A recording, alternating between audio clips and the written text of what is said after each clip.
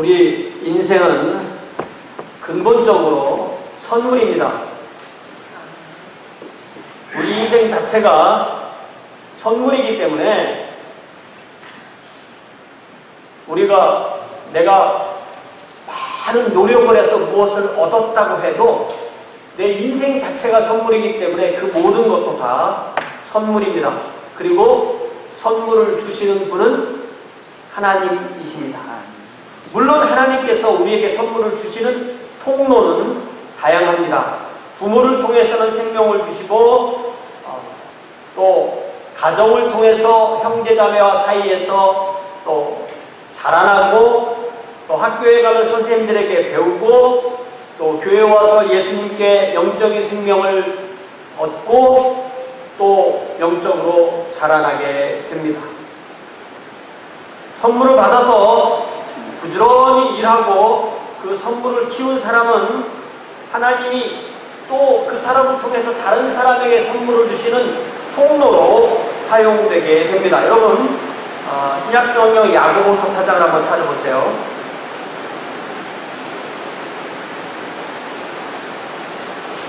비가 오면 제 목소리가 커지거든요. 근데 비가 올 때 제 목소리가 커지지 않아도 제 목소리가 들리나요? 네. 제가 자꾸 커지거든요. 커지면 나중에 힘들어져요. 제가 한번 노력해 보겠습니다. 커지지 않도록. 야고보서 4장 13절에 보니까 야고보는 어떤 사람들을 예로 드는데 13절에 보니까 그 사람들이 뭐라고 말하냐면 오늘이나 내일이나 우리가 어떤 도시에 가서 거기서 1년을 머물며 장사하여 이득을 보리라. 이런 계획을 세웁니다. 제가 장사는 안 해봤지만 장사의 목적은 뭡니까? 장사하시는 분들 뭐예요? 장사의 목적은 이득입니다. 이득. 네. 이윤을 남기려고, 이득을 남기려고 장사를 하는 거죠. 그건 당연한 겁니다. 네. 그래서 장사를 하는 사람은 장사와 자선사업을 혼돈하면 안 됩니다. 장사는 돈을 벌려고 하는 거지 퍼주려고 하는 게 아니에요. 그래서 제가 가면 막 퍼주는 분들이 있는데 받을 때는 고맙지만 망할까 걱정돼요. 그러니까 퍼주지 마시고 항상 계산해서 이윤이 남게 하라는 것입니다.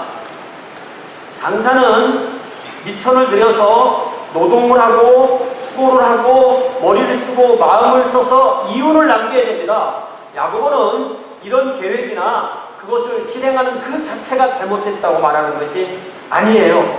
그러면서도 야고보는 무엇을 말하냐면 14절에 뭐라고 말하냐면 오늘 내일 내가 가서 1년을 머물겠다고 했는데 내일도 너희들은 못 온다. 왜냐하면 너희의 생명이 무엇이냐? 너희는 잠깐 보이다가 없어지는 안개다. 그것을 잊지 말아라. 1년 뒤 계획을 세우지만 내일도 못 온다. 이렇게 말하는 거죠. 짧은 인생입니다. 안개처럼 짧다고 하죠. 짧은 인생 무엇을 어떻게 하며 살아야 될지 곰곰이 생각해 보라는 말씀입니다. 그래서 야고보가 하나님의 말씀을 전해주시기를 15절에 너희는 도리어 말하기를 어떻게 말해야 되냐면 어떻게 말해야 돼요? 15절에 항상 어떻게 말해야 돼요? 15절에 뭐라고요? 주의 뜻이면 네. 우리 입에 이 말이 딱 붙어야 돼요. 네. 우리 마음속에 주의 뜻이면 우리가 하루든 이틀이든 1년이든 더 살게 되기도 할 것이고 장사를 하든 공부를 하든 이것이나 저것을 하리라 할 것이오늘 내가 뜻을 정하고 그 도시로 이사가면 하나님은 반드시 나를 따라오셔서 복을 주셔야만 우리 하나님이시지 라고 생각하는 사람은 자기가 하나님이고 하나님의 종인 거예요. 그죠? 하나님이 주이시고 우리가 종입니다. 그래서 16절에 뭐라고 말하냐면 이제도 너희가 허탄한 자랑을 하니 그러한 자랑은 다 악한 것이다. 왜냐하면 우리가 내가 무엇을 하리라 할 때부터 이미 나는 돈도 있고 시간도 있고 건강도 있고 계획도 있고 이대로 1년 하면 내가 이만큼의 이문을 남길 수 있어 라고 할 때 그것이 자칫하면 인간의 허영에 지나지 않는다. 그 사람의 마음을 허영이 지배하고 있다고 지적하면서 그러한 허영은 악한 것이라고 말합니다. 그러면서 17절에서 뭐라고 말하냐면은 그러므로 사람이 선을 행할 줄 알고도 행하지 아니하면 죄다. 아니, 가서 장사하는 게 악이라는 말씀이 아닙니다. 1년 동안의 삶을 계획할 때 어느 도시에 가서 사업을 하는 것, 그것도 선한 일이지만 내 인생을 1년을 앞으로 어떻게 살 거라고 계획할 때 더 선한 일이 나에게 주어진다면 그 일을 하지 않으면 그것도 죄가 된다고 말씀하고 있습니다. 우리의 나날의 삶이 실제로 하나님의 왕국을 위하여, 하나님의 의를 위하여, 하나님의 영광을 위하여 살고 있느냐는 말씀입니다. 오늘 우리가 읽은 본문에서 솔로몬 왕은 계속해서 우리의 삶과 우리의 가지고 있는 재물을 대비해 주고 있어요. 나를 위한 재물이 돼야 되는데 자칫하면 재물을 위한 내가 될 수 있다는 것입니다. 그래서 이 재물이 실제 우리의 삶에서 어떤 위치와 어떤 역할을 할까요? 그래서 제가 오늘 설교의 제목은 뭐라고 했어요? 하나님의 선물, A gift of God. 왜냐하면 우리가 가지고 있는 모든 것이 선물인데 그 자칫하면 선물에 우리가 치여서 죽을 수가 있습니다. 내 인생이 하나님이 주신 선물을 어떻게 잘 누릴까는 말씀이죠. 13절에 보니까 솔로몬은 어떤 부자를 예를 들면서 그 사람이 가지고 있는, 그 사람이 긁어모은, 그 사람이 쌓아놓은, 그 사람이 지금까지 축적한 재물이 그에게 해가 되는 경우를 말합니다. 여러분, 이 잠언도 솔로몬이 다 수집하고 정리하고 쓴 책인데요. 우리가 오늘 잠언 말씀을 좀 많이 좀 같이 대비해서 보려고 해요. 우선 잠언 13장 8절을 보세요. 잠언, 구약성경 925면 전도가 앞에가 잠언이거든요. 잠언 13장 8절에 보니까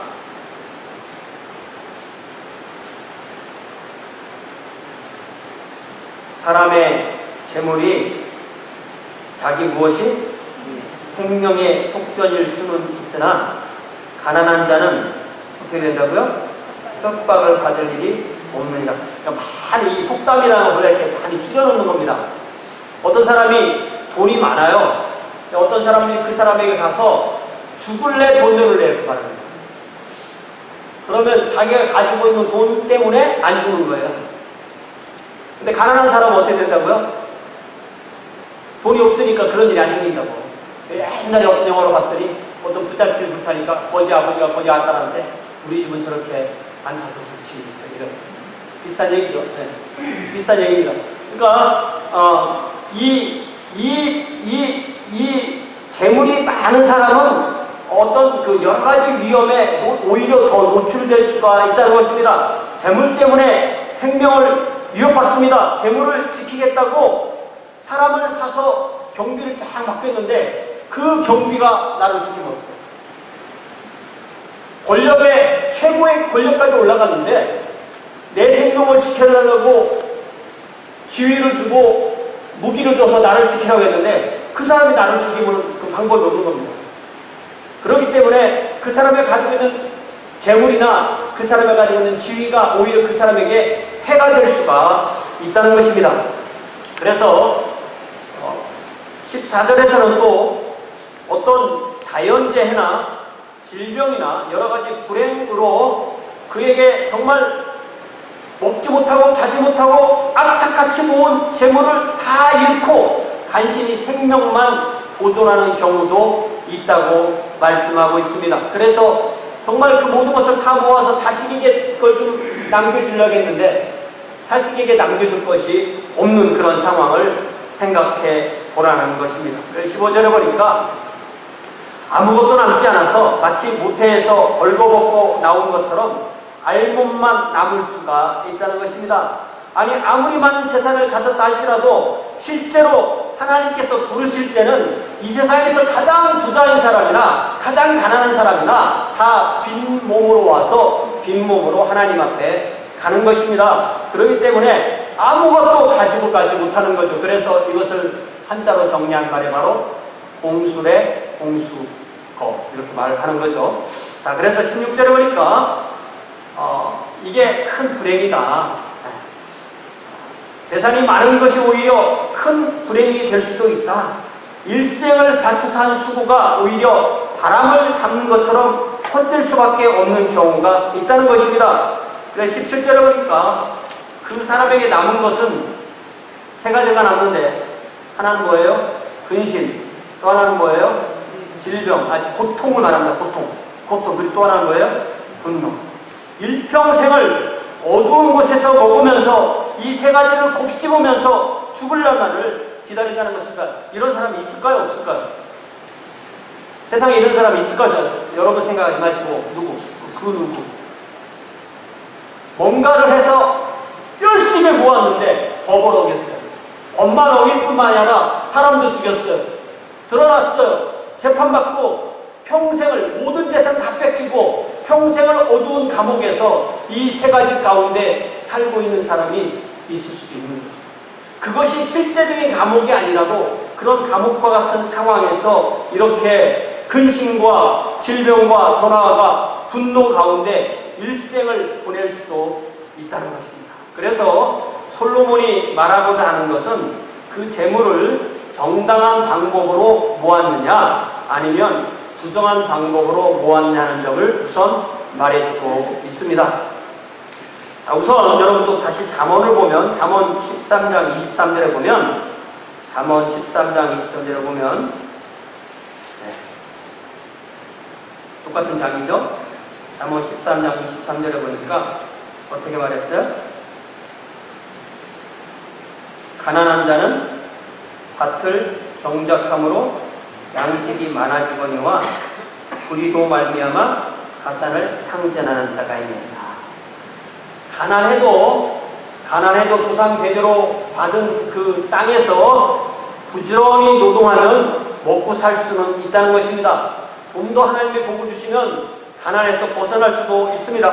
그러나 부정한 방법으로 재산을 모으다가 모든 것을 이룰 수도 있습니다. 그래서 16장 8절에서 잠언 16장 8절에서 뭐라고 말씀하시냐면, 좀 뒤로 갔어서 잠언 16장 8절에 뭐라고 말해요? 시작. 적은 소득이 공의를 겸하면 많은 소득이 불의를 겸한 것보다 나으니라. 정당한 방법으로 정당하게 벌어서 세금을 내고 가족을 살리고 이웃을 살리고 공동체를 세우라고 하나님은 말씀하시는 것입니다. 다시 앞으로 15장으로 가서 15장 15절에서는 뭐라고 15장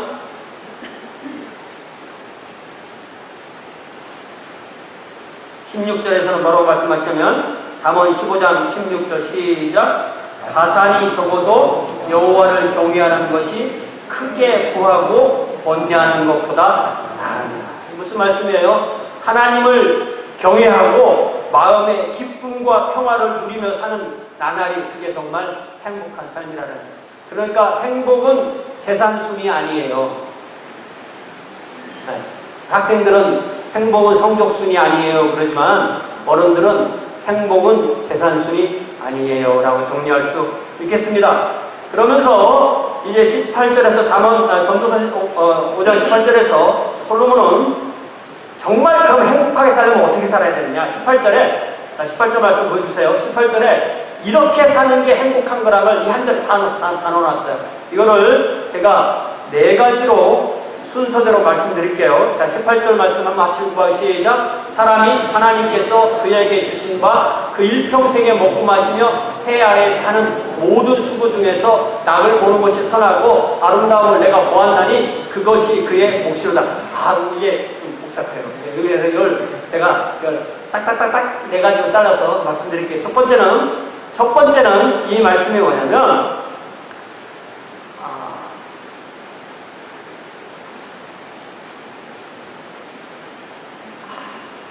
이게 한국말로는 잘 이게 좀 안 나타나 있는데, 영어로 읽어보면 맨 밑에 줄에 또 두 번째 줄에 During the few days of life God has given them 이렇게 말했죠.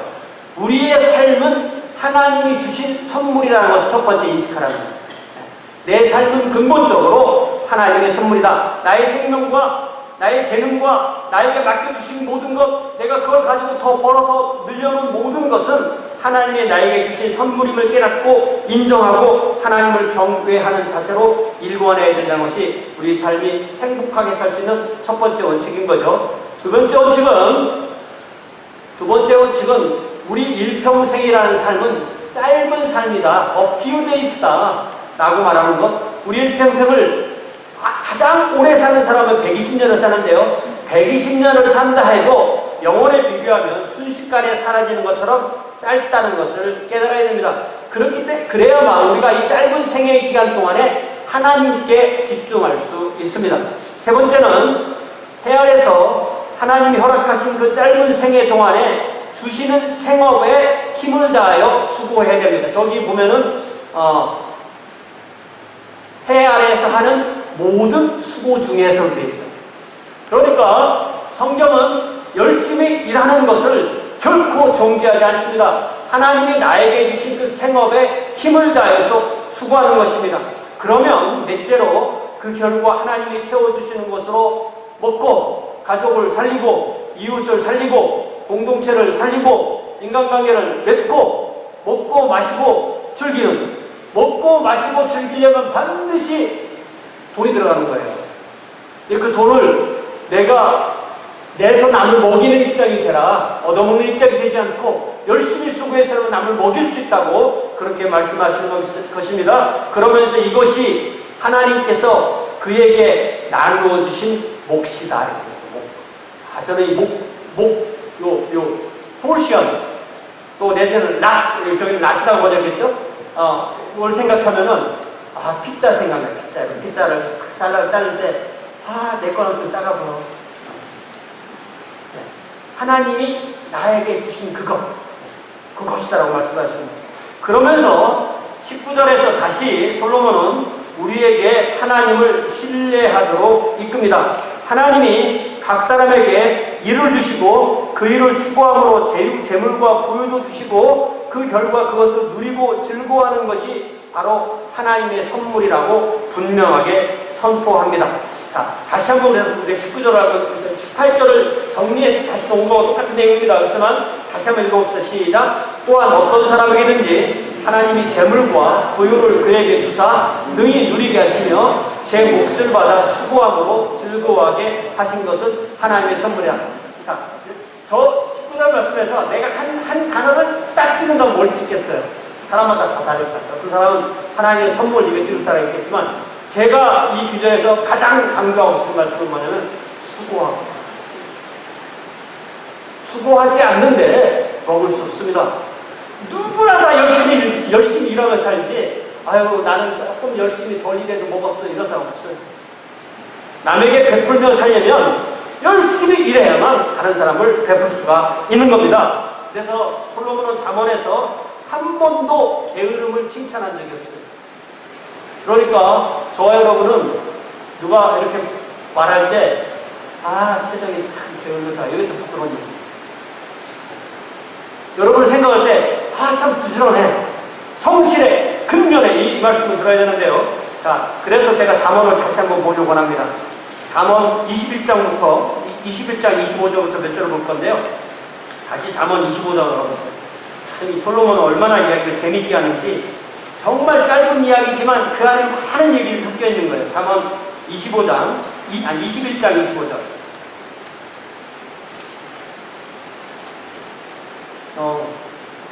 일단 21장 25절부터 먼저 보고요. 21장 20절 시작.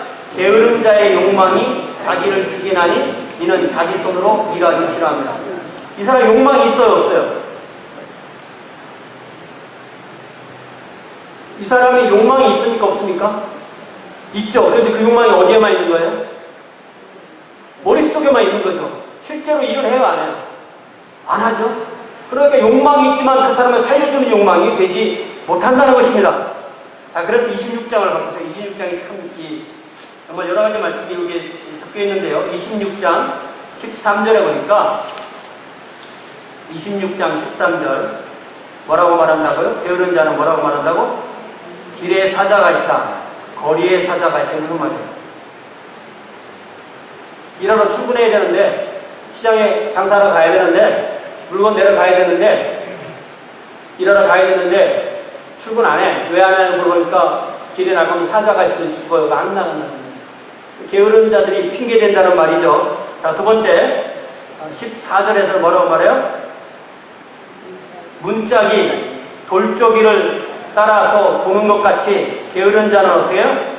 침상에서 도느니라. 옛날에는 침상에서 부느니라 그랬어요. 옛날 거는. 왜냐면은 그냥 이렇게 침상에서 돌면 어떻게 돌아야 돼요? 머리의 위치는 똑같은데 계속 뺑뺑 돈대요. 문처럼. 그냥 침대에서 빠져나오기 싫은 거죠. 자, 그 다음 말씀 뭐라고 되어 있어요? 게으른 자는 그 손을 그릇에 넣고도 어떻게 해요? 입으로 올리기를 괴로워하느냐. 자, 숟가락을 밥에 넣었어. 밥을 펐어. 아, 그런데 이게 귀찮아서 못 되겠습니다. 게으른. 살 수가 없다는 거죠. 또, 그 다음에 뭐라고 되어 있어요? 시작. 게으른 자는 사리에 맞게 대답하는 사람 7보다 자기를 지혜롭게 여깁니다. 머릿속에서 제일 똑똑한 거야. 그렇지만 실제로 일을 안 해. 그러면은 다른 사람에게 부담을 주게 되는 거죠. 그래서 여기에 나오는 이 말씀들이 다 재미있지만 곰곰이 생각하면 우리의 뼈를 때리는 말씀입니다. 우리 한국에서 요즘 뼈 때린다는 말 쓰세요. 어떻게 하면 뼈를 때릴까? 저는 이 말씀을 읽으면서 야, 이게 정말 뼈 때리는 말씀이다. 내가 어디에 가서 이렇게 게으른 사람이 될까? 그래서 제가 어제 제 아내하고 얘기를 하면서 여보, 당신이 평소에 내한테 많이 얘기하는 말이 이 성경에 있네. 내일 내가 그 말씀을 읽을 거야. 아, 저보고 매일 게으르다고 저를 괴롭히는데 좀 더 부지런하게 살려고 생각하고 있습니다. 이처럼 자기에게 주어진 일을 부지런히 할 수 있는 건강만 있다면 굶을 일은 거의 없습니다. 미국에서 일하면 삽니다. 그렇게 얻은 수입으로 한 끼의 식사를 감사기도 함께 먹을 때 우리의 마음에 기쁨과 평화가 넘쳐납니다. 그러면 나도 먹고 남도 나눠주며 즐겁게 나날을 살 수 있습니다. 그래서 20절에서 솔로몬이 이렇게 끝을 맺어요. 여러분 다시 전도서 5장 20절로 가보면 이게 무슨 말씀이래요? 전도서 5장 20절로 가보면 그런 사람의 삶은 그는 자기의 생명의 날을 어떻게 한다고요? 깊이 생각한다고요? 깊이 생각하지 아니한다고 했어요. 왜냐하면 하나님이 그의 마음에 기뻐하시는 것으로 이미 응답하셨기 때문에. 그러니까 이 사람은 17절에 나오는 그 사람하고 대비되는 겁니다. 17절에는 어떻게 산다고 그랬어요? 17절에서는 일평생을 어두운 데서 먹으며 많은 근심과 질병과 분노가 있는 사람. 분노. 여러분 화나세요? 아침에 일어나면 화가 확 나세요? 저는 이 분노라는 단어에 굉장히 마음이 있어요. 한국 사람들은 이게 심하면 이거를 한이라고 해요. 한. 화병, 한탄. 그냥 다 잘못된 거예요. 모든 게 다 잘못된 거예요. 이게 분노거든요. 그래서 사실은 자기 안에서 문제를 찾아서 문제를 풀어가야 되는데 모든 것을 주변에만 분노하고 더 나아가서 하나님께도 원망을 쏟아놓은 태도를 이렇게 솔로몬이 분노라는 말로 저렇게 정리를 해요. 그런 삶이냐? 아니면 27절처럼 자기의 생명의 날이 그렇게 분노하고 근심하고 질병과 고통 가운데 점철되는 삶이 아니라 하나님께서 이미 기뻐한 것을 응답하셨기 때문에 정말 한 끼 좀 질박한 그런 음식이라도 맛있게 감사하게 먹고 또 힘을 주시면 또 일을 하고 그러한 삶을 살아야 될 것이 아니냐. 정당한 방법으로 힘을 다해 수고한 사람은 과거를 후회하지 않고 또 오늘을 늘 감사하면서 하나님의 선하심을 인정하면서 남하고 비교하지 않고 기쁨과 감사가 넘치고 또 무엇이라도 작은 거라도 이웃과 나누면서 그렇게 사는 그러한 삶이 행복한 삶이 아니냐라고 솔로몬이 정리를 해주는 것입니다. 우리 교회 오는 사람들은 저 십지자 같은 사람 아무도 없어요. 걱정하지 마세요. 왜 없을까요? 교회 공동체 오는 건 돈 벌러 오는 데가 아닙니다. 교회 공동체 오려면 돈 쓰러 와요, 다. 여러분 몰랐어요? 교회 오면 돈 안 줘요. 헌금하지. 이거는 이미 세상 사람들한테 미친 사람들이에요. 뭔가 와서 자기가 그렇게 수고해서 버는 돈, 또 지금도 교회 오지 않고 일하면 벌을 수 있는 돈을 교회 와서 돈도 못 벌지, 또 시간도 쓰고 있지. 이 교회 공동체를 같이 끌어가는 사람들은 하나님이 나에게 복을 주셨다, 그 주신 복으로 내가 이웃과 함께 나누며 살겠다는 각오가 되어 있지 않으면 교회 공동체의 삶을 살 수가 없습니다. 그래서 우리가 신앙 공동체를 누리며 산다는 것은 바로 이러한 바른 삶의 궤도로 우리가 이미 들어섰다는 뜻입니다. 여러분, 베드로전서 4장에 보면 우리는 어떻게 살아야 될까요? 그러면 이제 좀 더 신약적인 관점에서 본다면 우리는 이렇게 살아야 된다는 거예요. 이 말씀이 전도서 말씀과 어떻게 연결되는지 한번 봅시다.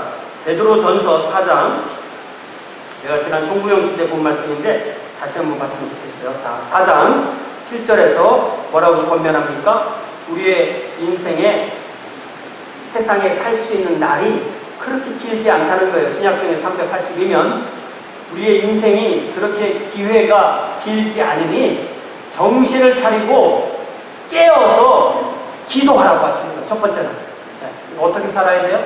기도하며 살아요. 어떻게? 깨어서, 근신해서, 정신 바짝 차려 살아는 것입니다. 두 번째, 그렇게 정신 바짝 차리고 보는 사람보다 괴롭히는 게 아니라 어떻게 살아라고? 정신 바짝 차리고 무엇보다도 그 다음 할 일은 뜨겁게 사랑할지니라. 8절, 사랑하면 친구의, 이웃의, 형제의 허물도 덮어줄 수 있다. 허물도 내가 끌어안고 같이 갈 수 있다는 것입니다. 그 다음에 하시는 말씀은 또 힘이 있으면 대접하기를 원망 없이 하고, 이 대접하기를 원망 없이 하는 말은 내가 100불 대접해줄 때는 50불밖에 안 하네 이런 생각 안 드는, 그게 원망 없이 하는 거예요. 원망 없이 그냥 하나님께 바쳤다고 생각하고 드리는 것, 그렇게 하라고 말씀하십니다. 자, 그 다음에 10절에 보니까 우리의 인생이 하나님의 선물이듯이 우리가 가지고 있는 은사가 있다는, 은사라는 건 뭐냐면 하나님이 나에게 주신 선물을 말하는 거거든요. 은혜로 쓰라고 준 선물. 그러니까 이 은사가 뭐냐면 세상으로 말하면 다 특기라고 해요. 아니면 그 사람이 가지고 있는 좋은 거, 뭐 재물이 많든, 뭐 사람이 착하든, 뭐 기술이 좋든, 뭐 어떤 좋은 그런 어떤 사람을 권면하는 능력이 있든, 뭐 악기를 잘 여든, 어쨌든 그 사람에게 잘하는 것, 그것을 각각 은사를 받은 대로 하나님의 여러 가지 은혜를 맡은 선한 청지기 같이 서로 봉사하라. 이게 뭔 얘기냐면요, 청지기라는 말은 주인이 아니라는 거예요. 주인이 누구세요? 하나님이 주인이세요. 그럼 우리는 다 누구예요? 청지기예요. 그러면 제가 잘하는 거는 하나님이 저에게 맡겨주신 거, 또 여러분이 잘하는 거 하나님이 여러분에게 맡겨주신 거, 근데 그거를 서로를 위해서 쓰라는 거예요. 서로를 위해서 선한 청지기 같이 쓰세요. 선한 청지기처럼 쓸 때 만약에 누가 어디서 말을 할 입장이 됐다, 뭐 퍼블릭하든 아니면 개인적으로든, 개인적으로 1대1도 상담 같은 게 중요하잖아요. 말이 한 사람의 말로 사람이 살기도 하고 죽기도 하니까 말을 할 때는 어떻게 해야 돼요? 하나님이 주신 은사이기 때문에 그 사람의 말이 상대방에게 듣기에는 하나님의 말씀으로 듣기게 그렇게 말하라.